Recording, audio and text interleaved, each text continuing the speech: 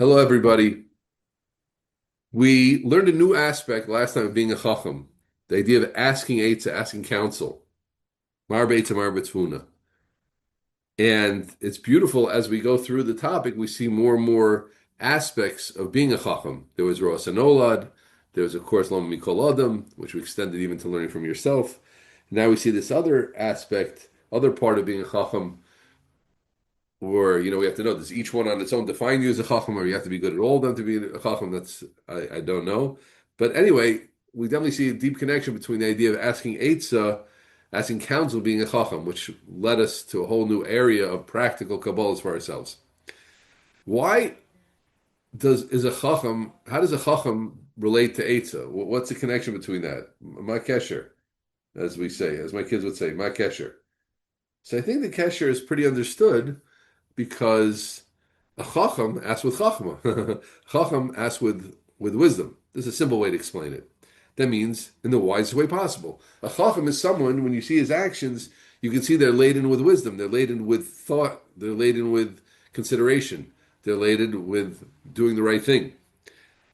Now, that means, and now we know that when a person gets counsel, he is going to be doing wiser things than someone who's not getting counsel so often. Right? As we spoke about, there's obviously an aspect sometimes to be independent and make your own decisions. I want to share a pasuk in Koheles, which gets across this point, a famous pasuk. Tovim shnayim and echad. Two are better than one. Rashi says, L'chol davar min echad. Tovim shnayim l'chol davar min echad. I saw in Rabbi Neuberger's Sefer on Shalom Bayis, he emphasized this point. People don't realize it. Tom Shnayim and Echad, the called over for everything. Lefikach yiknelo, Rashi continues, yiknelo adam chaver, v'yiseisha. Therefore, find a friend, get married. Asher yeshlam yoter revach b'malom. It'll work better. If you have a friend, you think you can do it on your own. You think you can get through life without being married. It's not going to work as well, right? We're not talking about the deeper aspects of marriage here. We're talking about the Tom Shnayim and Echad. It's a good working together, right? Works. There are many many things that can be finished with two, which can't even be started with one. So that's an example. Again, that's certainly a more far-reaching idea than Eitzah per se, but I think it reflects the Eitzah mindset. We also have the Mishnah, Marbe Eitzah Marbe Tfuna, which I mentioned before. One who engages greatly in Eitzah and counsel gets more understanding, more wisdom.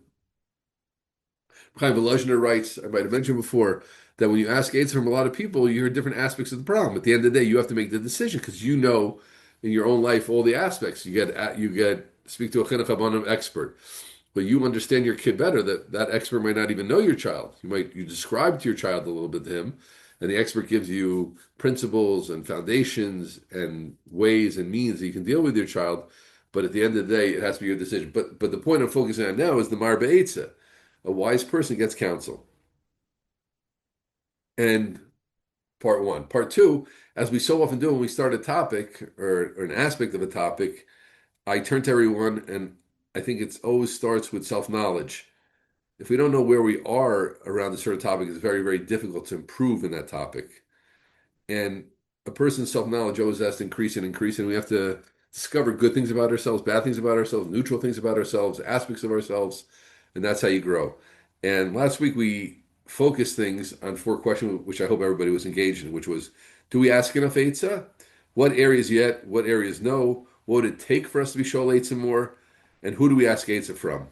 And for me, I'm just going to share now myself. I think I'm not going to go through all of those questions necessarily, but I think two or three of them I'm going to touch upon, which in a way which I hope will be beneficial for the Chaverim, the Vaad members, and I think will lead us to the next Kabbalah. So listen carefully, everybody. At this point in my life, I don't think I ask enough Eitzah. A lot of that relates to life circumstances. When I think, interestingly, what I lose when I moved, 8 years ago, 8.5 years ago, I moved from Eshet Torah, where I had a Hanhala position for a lot of the time. I was Rosh Beis Medrash, and I was a Rebbe, etc., and other things. and then I became Rosh Yeshiva of Shapell, as you know, and which was a lot of it was very, very similar. And I'm asked from time to time, do you miss Aish? Which was really a long time ago. But I'll tell everybody there's a one part that I definitely miss in Aish. In Aish, I felt I had a mentor who was there on a constant basis, and that was Rabbi Ephraim Kirschenbaum, who's a very chashuv Rav in Ramat Beit Shemesh and Mechaber Sfarim and a Rosh Kollel and a Rosh Yeshiva Yeshiva Katan, really a very, very chashuv person, a very interesting person, a very brilliant person, a very good person, a very firm person, posek, mamish, and it was very, very chashuv that I had someone. I don't count him amongst my main Rabbeim, but definitely a mentor I counted him as someone I could take counsel with, and not that there is no one I could take counsel with in Chappelle's. Of course, there are many, many wise people, but when you're kind of like a boss, also it becomes more difficult to do that. But maybe that's part of my problem, as we'll see. So, so here it is. So when you ask me, I was a person who prided myself, certainly took simcha, certainly feels very fortunate, as I wrote in the back of my sefer, my acknowledgments, which I put in the back, about how lucky I was to have four great Rabbeim in my life, who I quote all the time and I think about all the time. And the main people I ever always asked questions to were my Rebbeim mentors, like those who were, clearly on a different level. And I'm not, unfortunately, not around them in my life circumstance, and it's definitely an effort to get to them. So I think that's why, right? So who do we ask Eitzah from? I personally would ask Eitzah from my Rebbeim, my mentors, people who are like clearly on a higher level than me, if you will. I mean, everybody's on a higher level than me in a certain way, but and do we ask enough Eitzah? My answer for myself is no. What would it take for me to be Shoel Eitzah more? Well, here's where I want to start to penetrate and get to some answers. For me, what it would take is if I was around my Rebbeim more, my mentors more, and if I took the extra effort to do it. Okay. Now, but a lot of it's life circumstances. I just want to side point for a second before we get back to the main thing I'm sharing and share an important distinction. Am I making excuses now? Well, I'm not around my Rebbeim. No, I'm not making excuses. I'm trying to understand the root of a problem in order to fix it.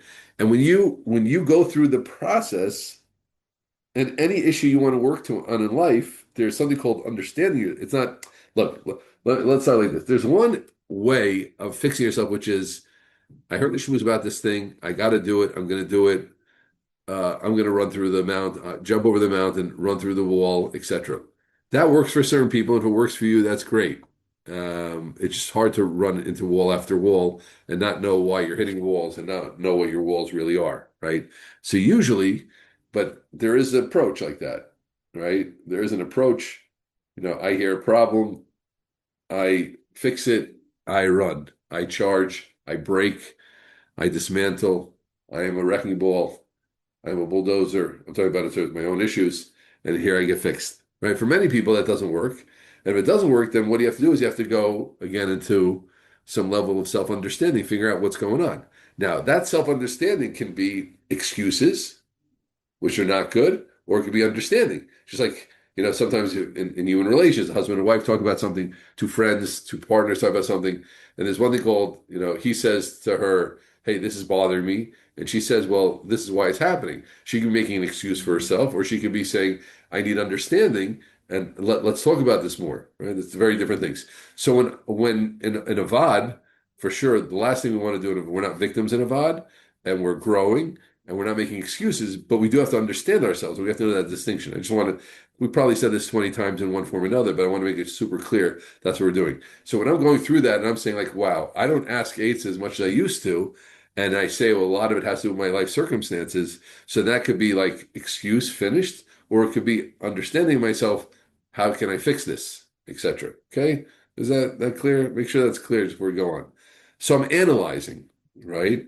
I'm analyzing, and I think the answer is like this. When I look at it, the reason I don't ask it today is because I have a very high standard, and my Rabbeim aren't around me. I should have said that, right? I have a high standard of people I turn to, and also another part is I like to think through things myself before I ask, right? So I'm trained to think about things myself. I have a high standard who I would turn to for an Eitzah, and and those people I would like to, that I naturally would turn to, aren't so around me, so I'm a little bit stuck. So, so which of these different aspects am I making a mistake? So I'll show you where I think I'm making a mistake. That I like to think about things myself beforehand. I think that's good. I think we should all do that as much as we can, as long as we're not making an excuse and procrastinating through that, right? Oh, I can't ask an answer because I have to think through it, and I have to think through it, and I have to think through it, and I have to think through it. And I have to think. Well, you had all the chance, you never thought through it, so you're just procrastinating, right? Having a high standard is good. The fact my Rabbeim aren't around me is good. But here's where I think I'm mistaken, and I think I mentioned this before. That rebuke, and here's where I think um, I can fix this. I'm going to try, and I think everybody could also, and we'll bring it together. Is that Rabbi Yerucham said, ask, I think the way he said it was, ask a non-Jew in the shuk, or ask a wagon driver in the shuk, even. Ask Eitzah from, which is an incredible statement. I saw this, I believe, in a footnote in Reb Chaim Friedlander's Svarim. Reb Chaim Friedlander, the one who wrote this, a kind of very, very popular Svarim, right? Certainly his first Svarim on Yom Tov were extremely popular, and maybe has 15 Svarim today. I don't know. They have on many, many Svarim of his, which were on Yom Tovim and on Chumash and on Middos. And in one of his Svarim, I don't remember which, I wouldn't even know where to look for it, but I saw this, I think, in a footnote. The Rabbi Yerucham said, ask a non-Jew in the shuk, or ask a wagon driver in the shuk, Eitzah, which is incredible, absolutely incredible. And Rabbi Yerucham was speaking to high-level guys in the mirror. High-level guys in the mirror were outstanding thinkers, those who trained through Torah thinking, those who were Kedoshim, those who were holy, those who went to Shanghai, those who built Torah in America. Those guys, I mean, 30-year-olds, 35-year-olds, some of them, Talmidim, Gedolim, Gonim, Lei Malin, Revolva, those people, Shmuel Harkover, Yonah Karpelov, Kaddish, to them he said, go ask Eitzah, to someone in the shuk. What is that? That's the point. What Rabbi Yerucham was saying, in my understanding, is that yes, you're Yonah Karpelov. Yes, you're Leib Malin. Yes, you're Yerucham Levavitz. Yes, your thinking might be on a totally different level than the person you're asking answer from, but it's still good to hear a different perspective. Sometimes someone will just say to something to you in the right way. Now, he doesn't mean you treat the wagon driver as das Torah. Now, he starts saying, Kol Allah, yes, yes, that's leave. He didn't make rikudim around the wagon driver, and certainly not around the non-Jew. And he didn't say there's a mitzvah of Kol Yerucha and Vasisa Kol Yerucha. No, no. There's no mitzvah. It was an Eitzah Tova Kamashmal. Rabbi Yerucham was giving you a good idea. You know what? Hear a different perspective. Now, obviously, Marba Eitzah Marba Tuna, you have to bring that in and say, was that non-Jew right? Wow, I hadn't thought of it like that, because we get so locked into our perspective, even if you're a great thinker. Koshkin, if you're not a great thinker, even if you're a great thinker. So you get locked in your perspective, you benefit by it. That's, I think, the simple pshat of what Rabbi Yerucham saying. You need a Rabbi Yerucham to say it, because, and I've seen this, there are certain people I think that are extremely good thinkers, extremely thorough thinkers, but I think about them, they don't ever hear other perspectives. Sometimes they're so high that people are scared to tell them anything, or they don't invite people to tell them anything. There's not a sense that the sense is that my thinking is complete and I don't really need to hear from anybody. So I don't have that problem, Baruch Hashem. But I don't think I go out of my way to ask people sometimes enough. So everybody get the problem. So again, what did the Schoonmaker do? I just presented a little bit, right? Dealing with the 4 questions that we phrased last week, I thought where I was in the topic, and I realized I'm not, and I think where I'm getting stuck. So where I was stuck, where I am stuck, is that Eitzah to me equals Rabbeim mentors. And I think what Rabbi Yerucham is teaching me and you is that Eitzah doesn't have to mean Rabbeim mentors. There's Das Torah, there's a Rav, what should I do? There's go with the Shidduch or not, for the Hasidic person, should I do the operation or not? You don't ask the simple person in the shuk that, but there is. So putting the whole together, friends, and I'm excited. Here's the Kabbalah for next 2 weeks, right? We'll meet next week, Bezrat Hashem. That's the plan, and we'll see what we do with it. But I think it's something we have to do for 2 weeks to get into it. Maybe we'll have another Kabbalah next week, and I want to hear how we do it. But I want everybody, 4 or 5 times over the week, think of something, and ask someone. It could be a coworker, and here's the point: don't make any judgments. By the way, you're allowed to think, you're allowed to think that you know more about certain people about certain issues. I always say that in yeshiva, Rabbeim say I learn more from the Talmidim than I learn from the Talmidim teach me more than I teach them. I always find that statement a little strange. Really? I know it's based on the Mishnah. You have to understand the Mishnah, but really, like you really think that I mean, usually, I would think that, I mean, I learned more from my Rabbeim than I taught them, I think, I think. But anyway, so it's not about it. You can think that you're maybe you're maybe wrong, right? But you're an honest person and you have, let's say, whoever you are, you're an honest woman and you're the manager of your group and you obviously know your topic very well. You're a well-liked manager and a successful manager. But, ask Eitzah from another person in the group. Try it. Even though that's the point. Rabbi Yerucham was not, listen carefully, everybody. Rabbi Yerucham was not giving a lesson in Anivas. You think you, Mir Bacher, know more than the wagon driver? No, the wagon driver knows more than you ask me. I said, that's not what Rabbi Yerucham was saying. That's not what he was saying. Because the Mir Bacher knew more than the wagon driver. But sometime, for XYZ reason, the wagon driver can have an angle on truth which you don't have for whatever reason it's closed off for you. And by asking and by hearing, having an open ear, you're going to pick up something. And that's a Chacham. A Chacham is Shomeitza. The Chacham wants his actions to be Al Pi Chachma. And the Chacham recognizes that sometimes I get stuck in my own way of head. I'm stuck in my head, in my echo chamber, if you will, right? And I'm not going to be doing the right thing. So this is what I want. I want everybody 4 times over each week, I mean 8 times altogether, next 2 weeks. You're going to think of something and ask someone, listen carefully, ask someone you wouldn't usually ask for. Like I ask my wife many, many questions, right? That's probably the person I'm sure Eitzah from the most, right? So not your wife, if that's the one or not your oldest son, if that's the person you ask, or not your boss. I want everybody we have to be, what I realize about myself, I have to train myself more to ask more Eitzah, to be a chacham, to get things more right. I have to train myself. I have to get more into the habit of asking eights again. I have to be realistic personally about the fact that my Rabbeim, aren't around or whatever it is makes it difficult for me to call them and be in touch with them a lot, which maybe I should fix that. But that's, less practical to me than opening this other pathway of asking people who know less than me, maybe who might not think as comprehensively as I think, maybe they think more comprehensive, etc. That's not going to be a boundary.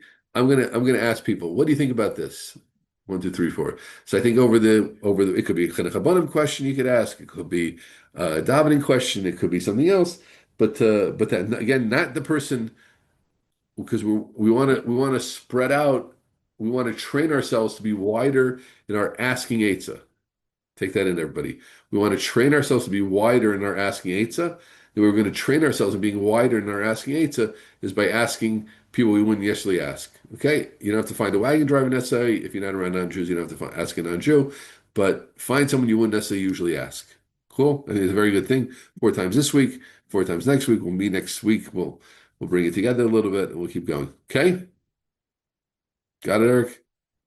It's good stuff. I'm excited. I think this is Baruch Hashem Siyat D'Shmaya. Everybody have a good week. Hatzlacha Rabbah.